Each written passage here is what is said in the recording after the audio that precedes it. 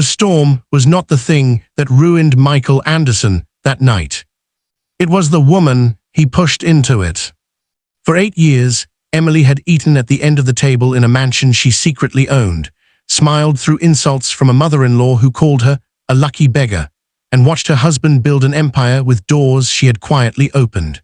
But on the very night Michael needed a $9.7 billion loan to save his collapsing company, he chose to humiliate the only person who could approve it. In front of his laughing mistress, in front of his proud mother watching from the balcony, Michael dragged Emily's suitcase across the marble floor and threw it into the rain. "Leave my house," he said. Emily looked up at the mansion lights, then at the balcony where his mother was clapping like she had won a war. But Emily did not cry. She only removed her wedding ring, dropped it into the floodwater, and made one phone call. By morning, Michael's loan approval meeting became a funeral for his pride. The bank chairman did not greet him. The legal team did not smile. And when the elevator opened, Emily walked in wearing black, holding the deed to the mansion, the controlling documents of the bank, and every secret Michael thought he had buried. His mistress discovered her luxury business was funded by frozen accounts. His mother found the mansion gates locked from the outside. And Michael, the man who threw his wife into the storm, finally understood the truth. Emily was never homeless. She was the storm. Michael Anderson had always believed power was loud. Power to him was a room going quiet when he entered. It was a table full of men laughing at jokes that were not funny. It was a driver opening the door before his hand touched the handle. It was his mother, Patricia, sitting at the head of his dining table every Sunday evening, reminding everyone that the Anderson name had been respected long before Emily arrived with her soft voice and plain dresses. But Emily had learned something different from her father. Real power, he used to tell her, did not shout. It waited. When Emily was 12 years old, she had watched her father, Thomas Carter, sit silently at a boardroom table while 5 wealthy men mocked his proposal, his suit, his calmness, and his refusal to panic. He let them talk until they became careless. Then he opened one brown folder and showed them that their companies were surviving on credit lines controlled by his bank. By sunset, the same men who laughed at him were standing outside his office, asking for 5 more minutes. That night, he took Emily for ice cream and said, "Never argue with people who are digging their own grave. Just remember where they dropped the shovel." Emily never forgot it. Years later, after her father died and left her the controlling interest in Carter Dominion Bank, she had changed nothing about her appearance. She did not buy louder clothes. She did not announce herself in magazines. She did not stand beside politicians at charity galas. The bank operated through layered trusts, private holding companies, and a board that understood one thing clearly: Emily Carter Anderson owned the final signature. The world knew there was a silent owner. Almost nobody knew it was her. Michael certainly did not. When he first met Emily, he was not yet the arrogant man who would one day throw her into a storm. He was a charming entrepreneur giving a speech at a small business conference in Chicago, wearing a suit he could barely afford and speaking about building a logistics empire from nothing. Emily was in the back row wearing a cream blouse, taking notes no one could see. He had confidence, too much maybe, but back then it looked like ambition instead of pride.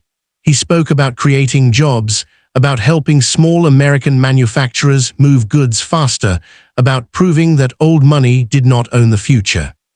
Emily had smiled at that. Old money had paid for the microphone he was using, though he had no idea. After the speech, his display table stood empty. Investors walked past him toward bigger names. Emily watched him fold his brochures with a stiffness in his jaw, trying not to look disappointed. She approached and asked one question. "What would you do if the right lender gave you room to breathe?" Michael looked at her as if she had just opened a window in a burning room. "I'd build something they couldn't ignore," he said. That answer had stayed with her. Within 3 months, an anonymous investment group approved the first facility that helped Michael's company survive.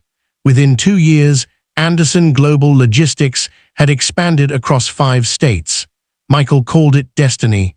Patricia called it proof that her son had been chosen for greatness. Emily called it love. At first, she did not mind staying hidden. Michael worked late, dreamed big, and kissed her forehead when he came home exhausted. He told her she was his peace. He said he did not want the world touching the one good thing he had. Then success began changing his voice. Not all at once, it came slowly, like a stain spreading under expensive fabric. The first time he dismissed her in public, it was at a fundraiser. A senator asked Emily what she did, and before she could answer, Michael laughed and said, "Emily keeps me grounded. She doesn't really bother with business." Emily had turned toward him. He squeezed her waist under the table, still smiling at the senator. Later in the car, he said, "Don't look at me like that. I was protecting you from awkward questions." But Emily had heard the difference. He had not said it to protect her. He had said it because he liked how small it made her look beside him. Patricia noticed it too, and Patricia fed it. "My son needs a woman who understands the level he's on now," she would say, sitting in the mansion's sunroom with tea she never poured herself. "Not everyone can rise with a man like Michael." Emily would only smile. Patricia hated that smile. It was too calm, too patient. It made her feel, though she would never admit it, like Emily knew where the bodies were buried. The mansion became Patricia's stage. It stood behind iron gates on 12 acres outside Greenwich, all white stone, tall windows, and old trees that bent beautifully in winter. Michael loved telling guests he had taken it off the market before anyone else could touch it. What he did not know was that the mansion had never belonged to him. 5 years earlier, when Michael's company was growing but his personal finances were stretched thin, the estate had been quietly purchased by a Carter family trust. Emily had arranged it after overhearing Patricia tell Michael that a man of his status needed a house that made people afraid to underestimate him. "Buy it," Patricia had whispered. "You know we can't afford it," Michael said. "Then find a way. Men like you don't wait until they can afford power. They take it." Emily had stood outside the library door that evening, holding a tray of coffee she had made herself because Patricia had sent the housekeeper home early. That night, Emily called her attorney. 3 weeks later, the mansion was acquired under the name Silvergate Residential Holdings. Michael signed occupancy documents without reading them closely. He thought the arrangement was part of a private financing package. He was too excited by the keys to ask who truly owned the lock. The first time Emily walked through the house, she touched the staircase rail and felt the strange sadness of owning a home where she was already being treated like a guest. Still, she hoped love would catch up with the life she was building around him. It did not. By the 7th year of their marriage, Michael had become the kind of man who admired his reflection in dark windows. He bought watches that cost more than his first office lease. He spoke over people who used to help him. He stopped asking Emily about her day because he assumed her days had nothing in them. Then Vanessa Blake appeared. She was introduced as a luxury brand consultant hired to modernize Anderson Global's public image. She wore expensive suits, spoke in polished compliments, and looked at Michael with the kind of attention arrogant men mistake for destiny. Patricia adored her immediately. "Now that," Patricia told Emily after Vanessa's first dinner at the mansion, "is a woman who understands presentation." Emily was arranging flowers on the sideboard. "Presentation is useful," she said softly. "Substance is safer." Patricia laughed. "Substance," she said. "Dear, you wouldn't recognize substance if it signed your allowance check." Emily placed one white rose into the vase and said nothing. That rose appeared again 3 months later, pressed between the pages of a black folder in Emily's private office downtown. Beside copies of wire transfers from Michael's company into vendor accounts tied to Vanessa. At first, Emily did not want to believe it. The transfers were dressed as consulting fees, marketing advances, and brand development expenses. But the trail was lazy. Greedy people often became lazy when they thought nobody important was watching. Vanessa's luxury boutique, the one she bragged about opening on Madison Avenue, had been funded with money that moved through accounts Michael personally authorized. That was the first shovel. The second came when Michael applied for the $9.7 billion loan. Anderson Global Logistics was not as strong as he pretended. The company had expanded too fast, borrowed too aggressively, and hidden too many losses behind optimistic projections. Michael needed Carter Dominion Bank to approve a massive restructuring loan, or his empire would begin cracking in public. He had no idea the final loan committee report crossed Emily's desk 3 days before the storm. She read it alone in her private office, with rain tapping gently against the glass. The application listed assets that did not belong to him. The mansion was included as personal collateral. Emily stared at that line for a long time. Then she turned the page and saw another problem. Michael had represented certain vendor relationships as stable and independent. One of those vendors was connected to Vanessa's boutique. Another was controlled by a shell company created by Michael's chief financial officer. By the time Emily finished reading, the rain had stopped. She took off her glasses, folded them carefully, and looked at the framed photograph on her desk. It showed her father standing outside the original Carter Dominion Bank building, one hand resting on young Emily's shoulder. Never argue with people who are digging their own grave. She heard his voice so clearly that it almost hurt. The next evening, she decided to give Michael one chance. Not because he deserved it, but because she wanted to know whether any part of the man she married still existed beneath the gold cufflinks and borrowed confidence. He came home late, smelling of expensive cologne that was not his usual brand. Vanessa's perfume clung faintly to his jacket. Emily was waiting in the dining room. "Michael," she said, "we need to talk about the loan application." He froze for half a second, then laughed. "The loan application?"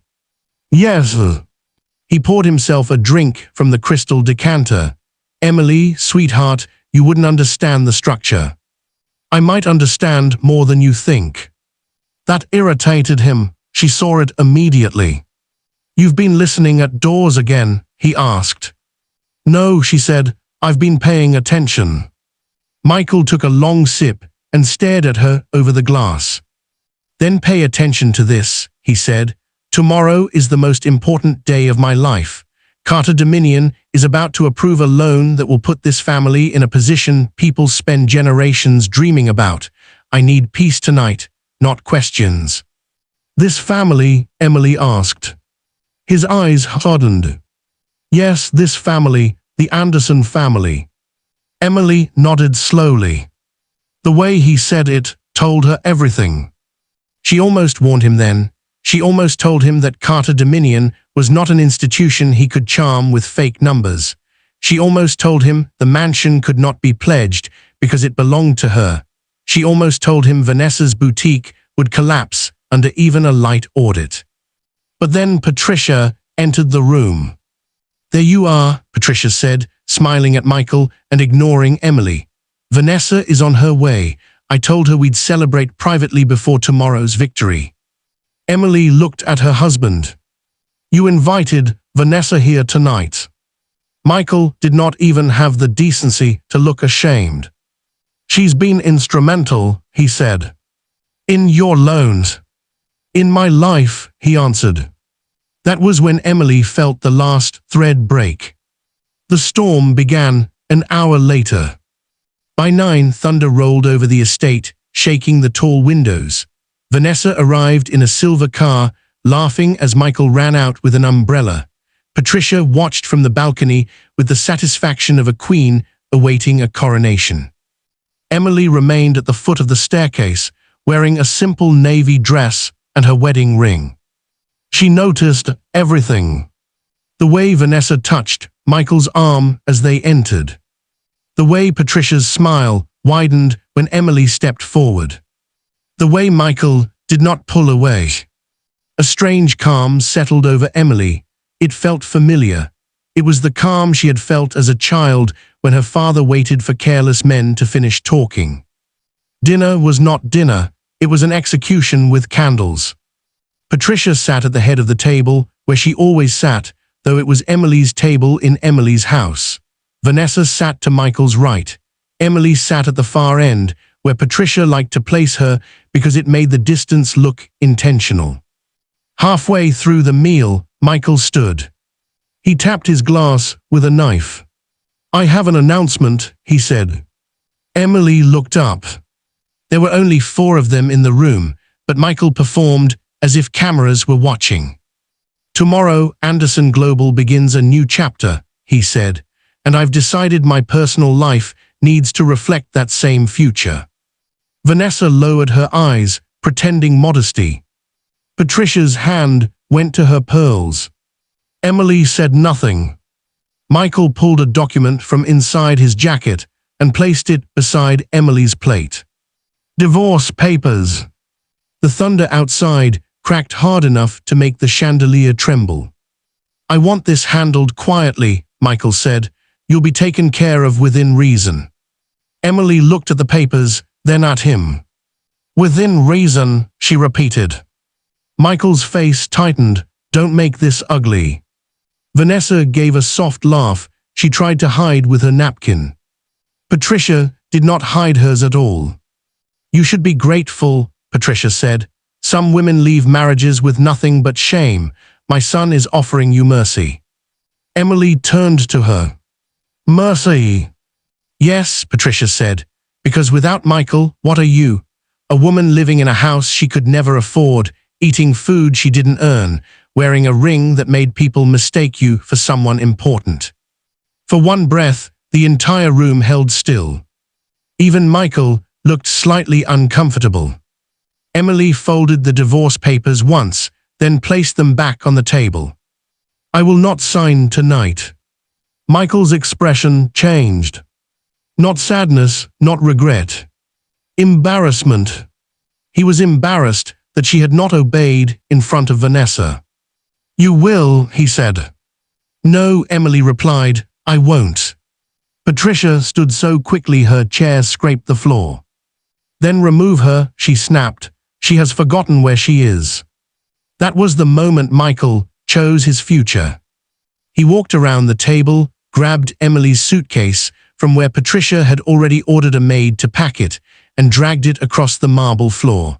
The sound echoed through the mansion like something being pulled out of a grave. Emily followed him silently. Not because she was weak. Because she wanted every witness to remember exactly what happened. At the front doors, Michael threw them open. Wind and rain burst into the foyer. Vanessa stood behind him, arms folded, wearing a smile that would cost her everything by morning. Michael tossed the suitcase into the storm. Clothes spilled into the wet driveway. "Leave my house," he said. The words landed perfectly. "My house." Emily looked past him to the staircase, to the balcony where Patricia stood clapping. Then Emily removed her ring. It had been a quiet ring, elegant and old-fashioned. Michael had chosen it back when he still believed simple things could be beautiful. Emily held it for a second, remembering his younger face, the nervous way he had proposed, the hope she had mistaken for character. Then she dropped it into the floodwater. The ring disappeared with one soft splash. Michael flinched, though he did not know why. Emily stepped into the rain. Behind her, Patricia's voice rang from the balcony. "Don't come crawling back when you remember you have nowhere to go." Emily turned once. The lightning lit her face. "I won't be the one crawling," she said. Then she made the phone call. The man who answered on the second ring was Robert Hayes, chairman of Carter Dominion Bank. Mrs. Anderson, he said, instantly alert. Are you all right? Emily looked at the mansion gates, at the guards who were pretending not to see their real employer standing in the rain. I need the emergency board packet activated, she said. Freeze all pending approvals connected to Anderson Global. Notify legal. Pull every wire tied to Vanessa Blake, Blake Lux Holdings, and the Anderson family personal accounts. There was no hesitation. Yes, ma'am. And Robert? Yes. Send a car to the east gate, not the front. Immediately.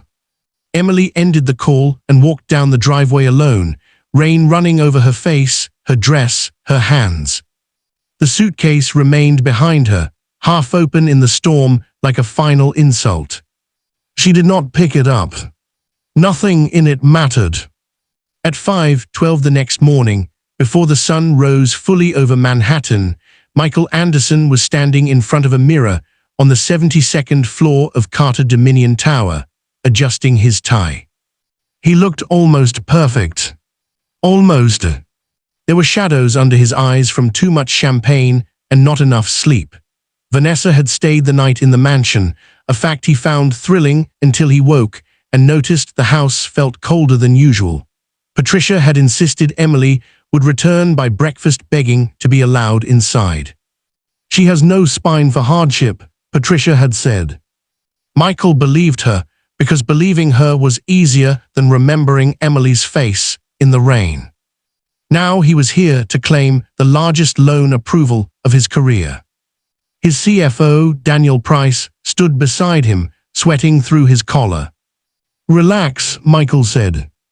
Daniel swallowed. I got a call last night from one of the junior analysts. The committee packet changed. Michael frowned. Changed how? I don't know. Access was restricted. Michael's jaw tightened. Banks do that, it's theater. But something cold moved through him. A memory came uninvited. Emily at the dining table saying, I might understand more than you think. He shook it off. The conference room doors opened at exactly 5:30. Robert Hayes stood inside with 3 attorneys, 2 compliance officers, and a stack of black folders placed neatly at every seat. Nobody smiled. Michael extended his hand. Mr. Hayes, good morning. Robert looked at the hand, then at Michael, then back at the hand. He did not take it. Mr. Anderson, he said, please sit down. The cold thing inside Michael spread. He forced a laugh. Should I be worried? One of the attorneys opened a folder. That depends, she said, on how honestly you answer the next several questions. Daniel made a small sound beside him. Michael sat. This is highly unusual, he said. We were told approval was final pending signatures. Robert's expression did not change. Approval was pending final ownership review, collateral verification, fraud clearance, and controlling authority consent. Michael blinked. Controlling authority. Before Robert could answer, the elevator doors opened behind the glass wall. Everyone in the room turned. Emily walked in wearing black. Not a widow's black, not mourning black, judgment black. Her hair was pulled back. Her face was calm. In one hand she carried a leather folio. In the other, the black folder from her office, the one with the pressed white rose inside. Michael stood so fast his chair nearly tipped over. Emily. She did not look surprised to see him. That made it worse. Robert Hayes rose respectfully. Mrs. Anderson. Michael's mouth went dry. The chairman of Carter Dominion Bank had stood for his wife. Emily placed her folio on the table. Good morning, she said. Michael looked from Emily to Robert to the attorneys. What is this? This, Emily said, is the meeting you asked for. His face reddened. No, this is a private financial matter. It was, she said, until you pledged my property, misrepresented your assets, routed company funds into your mistress's business, and applied for a $9.7 billion loan from a bank you did not know I controlled. The silence that followed was so complete Michael could hear the faint hum of the lights. Daniel slowly lowered his head into his hands. Michael laughed once. It sounded broken. That's absurd. Emily opened the folio and slid the first document across the table. The mansion is owned by Silvergate Residential Holdings. Silvergate is controlled by the Carter Family Trust. I am the beneficiary and trustee. She slid another document forward. Carter Dominion Bank's controlling shares are held by Dominion Legacy Partners. I own 71%. Another document. Blake Lux Holdings received funds through vendor channels tied to Anderson Global. Those accounts were flagged last night and frozen this morning. Michael stared at the papers as if the words might rearrange themselves into mercy. They told me the bank had a private owner, he whispered. Emily's voice remained soft. It does. He looked up at her then, really looked at her, perhaps for the first time in years. The woman he had placed at the end of the table. The woman his mother mocked. The woman Vanessa laughed at. The woman he threw into the rain. She had not come to beg. She had come to collect truth. His phone began vibrating. Then Daniel's. Then Robert's assistant entered and whispered something to one of the attorneys. Michael ignored all of it. Emily, he said, lowering his voice, trying to find the old charm. We can discuss this privately. We could have, she said. Those 3 words struck harder than anger. We could have. For a second, Michael saw another version of his life. Emily at the dining table, asking about the loan, himself telling the truth. Vanessa gone, Patricia silenced, the 2 of them facing the damage together before it became a public collapse. But pride is a terrible architect. It builds doors only after the house is burning. Robert cleared his throat. Carter Dominion is denying the loan application effective immediately. We are also referring certain findings for external audit. Michael gripped the table. You can't do that. Emily looked at him. I can. His phone vibrated again. This time he answered. Vanessa was screaming. Not the polished, controlled voice she used at dinners. This was raw panic. My accounts are frozen, she said. My landlord just called. My suppliers are pulling deliveries. Michael, what did you do?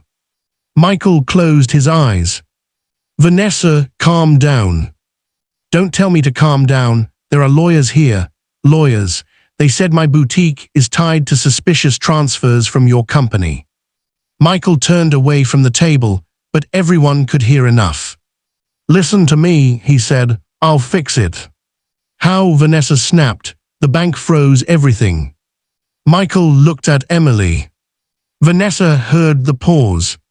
She did this, didn't she? Vanessa whispered. Then louder, your wife did this. Emily's expression did not move. Michael ended the call. Before he could speak, Patricia called. He answered because habit is sometimes stronger than wisdom. Michael, Patricia's voice shrieked through the speaker. The gates won't open. The staff won't let me into the West Wing. Security says my access has been revoked. Tell them who I am. Michael stared at the table. Emily picked up another document. Your mother's residence permission was attached to your marital occupancy agreement. That agreement ended when you removed me from the home and declared it yours. Patricia was still shouting. Is that her? Is that Emily? Put me on with that ungrateful girl. Emily held out her hand. Michael, stunned, gave her the phone. Patricia, Emily said. There was a brief silence, then Patricia's voice turned sharp. You listen to me. No, Emily said. You listened to yourself for 8 years. Now you will listen to the consequences. Patricia sputtered. The household staff has been instructed to pack your personal belongings. You will be allowed to collect them at the gate. You will not enter the property again without written permission. You can't throw me out of my son's house. Emily's eyes met Michael's. It was never your son's house.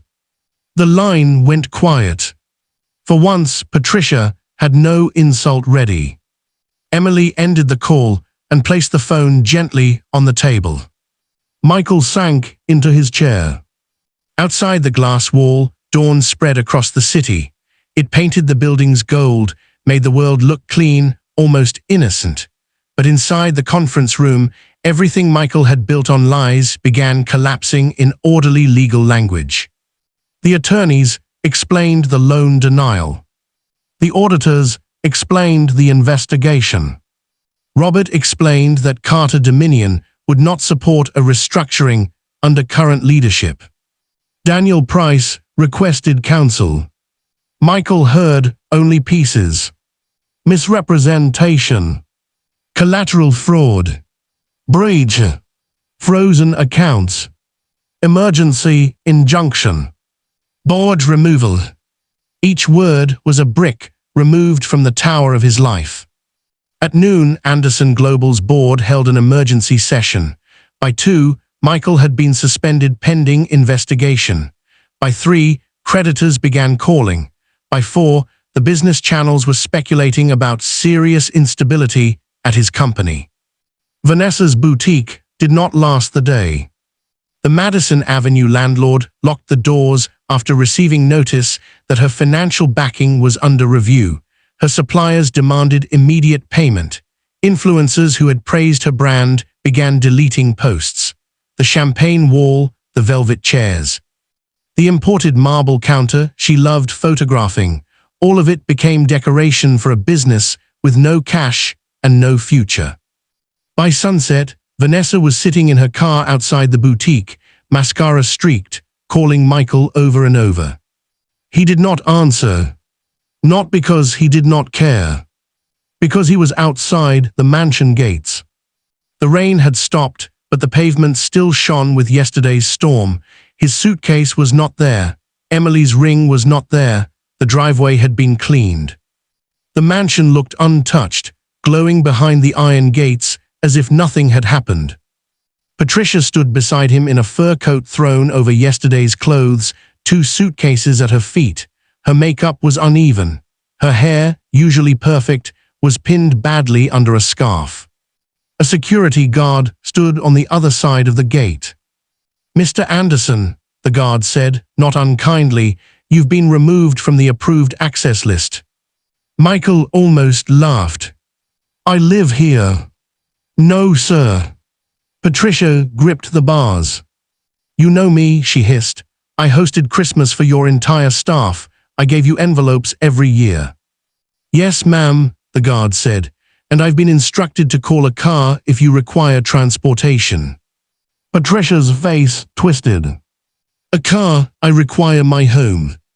A black sedan rolled slowly up the drive from inside the estate. For one impossible second, Michael thought Emily had changed her mind. He stepped closer to the gate, rehearsing an apology he did not yet understand. But the car stopped, and a housekeeper stepped out carrying a small velvet box. She approached the gate and handed it to the guard, who passed it to Michael. Inside was his wedding ring. Not Emily's. His. Beside it was a note written in Emily's neat hand. "You left yours on the sink." Michael remembered then. That morning, before the loan meeting, he had removed his ring while washing his hands and forgotten to put it back on.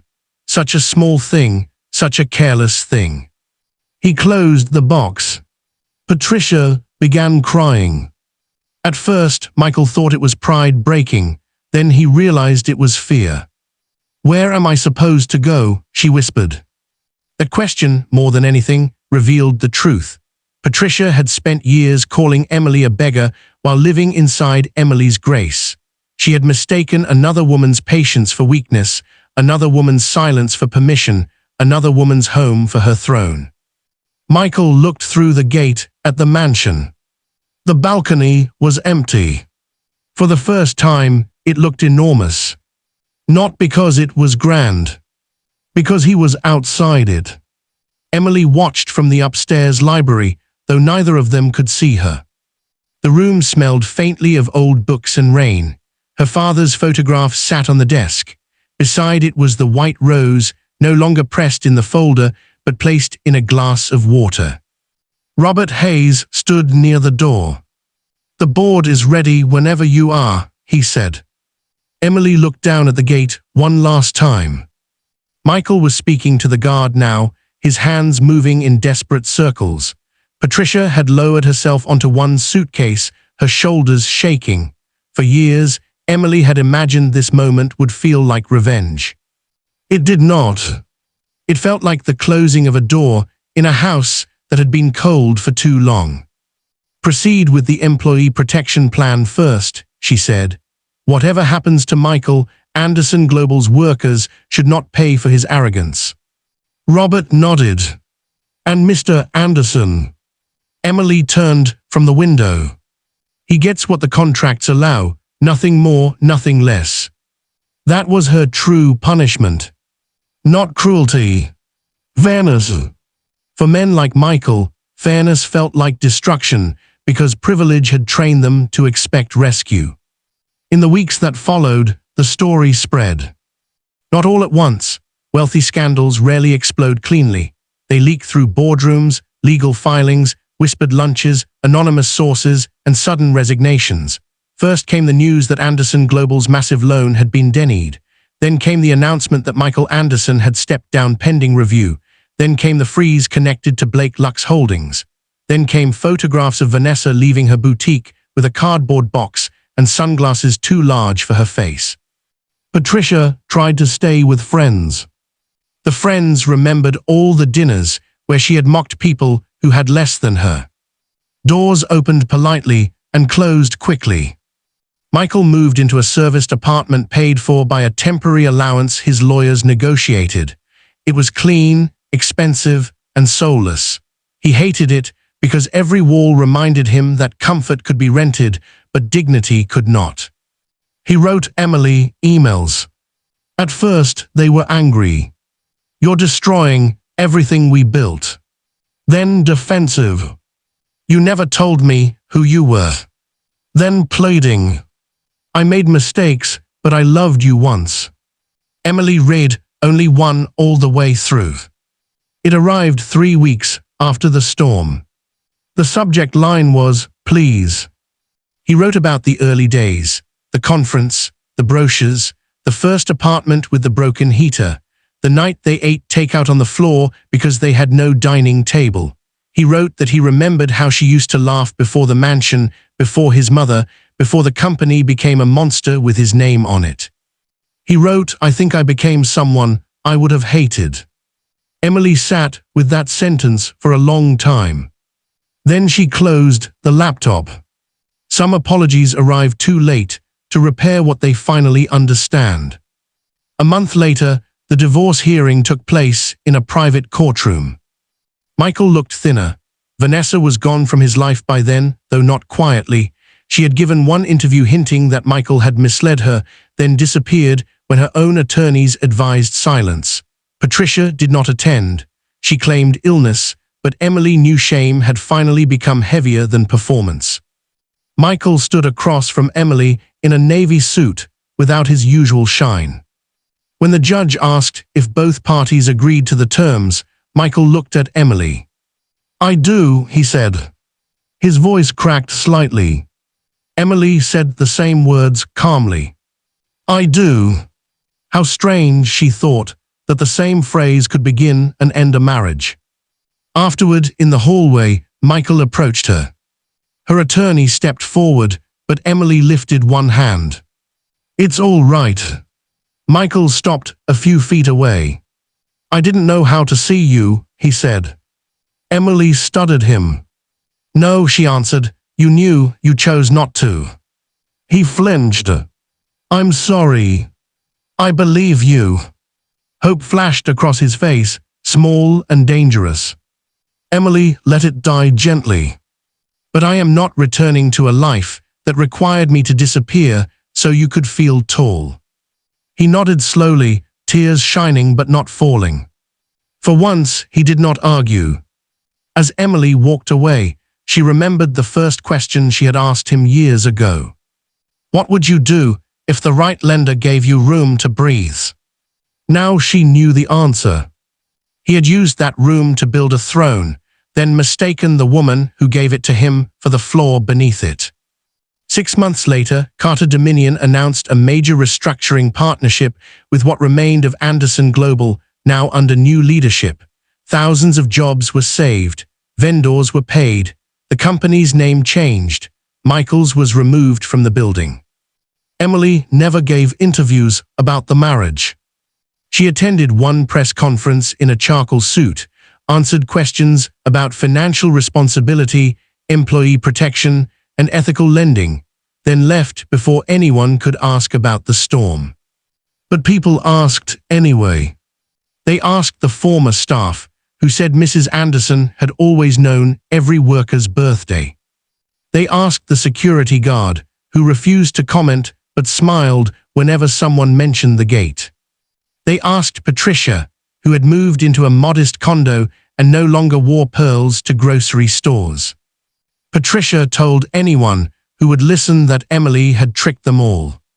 But late at night, when she was alone, she sometimes remembered the balcony, the thunder, and Emily looking up through the rain. She remembered clapping. That memory became its own punishment. As for Michael, he found work eventually, but never again in rooms where people stood when he entered. He became a consultant for smaller companies, speaking carefully, listening more than he once did. Some called it humility, others called it survival. He kept the velvet box with his wedding ring in a drawer. He never wore it. He never threw it away. Emily returned to the mansion only once after the divorce was finalized. Not to live there. To empty it. The house had never felt like home, not truly.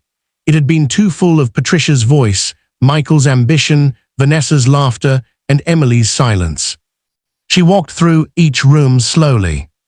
The dining room, where she had sat at the far end of her own table.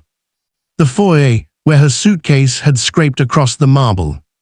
The balcony, where Patricia had clapped. At the front door, she paused. The floor had been polished, no trace of rain remained, no mark showed where the suitcase had hit. Houses were like that. They hid what happened inside them unless someone chose to remember. Emily chose to remember. Then she chose to leave. Outside, the sky was clear. The garden smelled of wet earth, though it had not rained that day. Near the edge of the driveway, something caught the light. The groundskeeper had found it weeks earlier and placed it on a small stone ledge near the hydrangeas. Emily's wedding ring. Clean now, smaller than she remembered. She picked it up and held it between her fingers. For a moment she saw everything again. Michael's younger smile, Patricia's first false compliment, Vanessa's laugh, the bankroom silence, the gate closing, the storm washing over her face. Then she walked to the fountain and dropped the ring into the water. Not angrily, not dramatically, just finally. The water closed over it without a sound. Robert Hayes was waiting by the car. "Where to, ma'am?" the driver asked. Emily looked once at the mansion. "Downtown," she said, "there's work to do." As the car pulled away, the iron gates opened smoothly before her, then closed behind her with quiet precision. For 8 years, they had thought she was trapped inside those gates. They never understood. She had owned the gate. She had owned the key. And when the storm came, she had simply decided who no longer belonged inside.